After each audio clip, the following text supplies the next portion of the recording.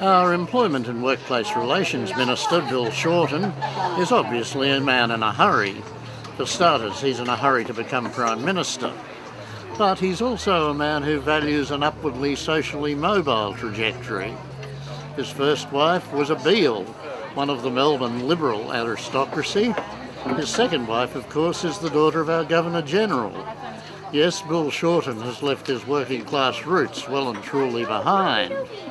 And perhaps that explains his extraordinarily patrician attitude towards those unfortunate enough to need to receive the dole.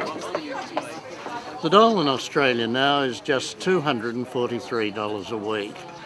Hardly enough to exist on, but Bill Shorten's having none of that sort of nonsense.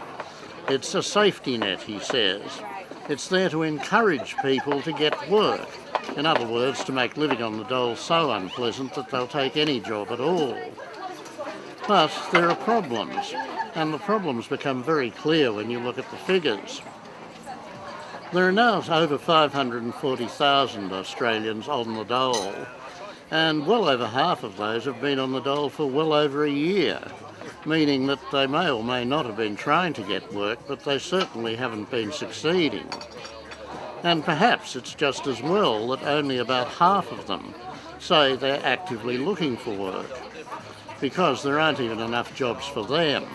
In fact, the latest job vacancy figures suggested that there were only about 180,000 jobs available in the whole country, which leaves an awful lot of people who are on the dole, not because they want to be, not because they don't want jobs, but simply because they have absolutely no alternative. The dole is poverty line stuff. Even the old age pensioners do better than the unemployed, and there seems to be no reason for it at all.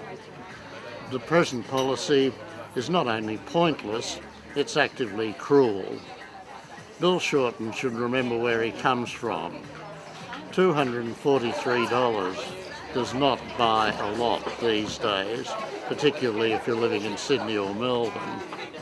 And Bill Shorten should also remember that when he talks about sticks and carrots, you can't even buy a lot of carrots for $243 a week. And I'm Mungo MacCallum, recording this on St Mungo's Day.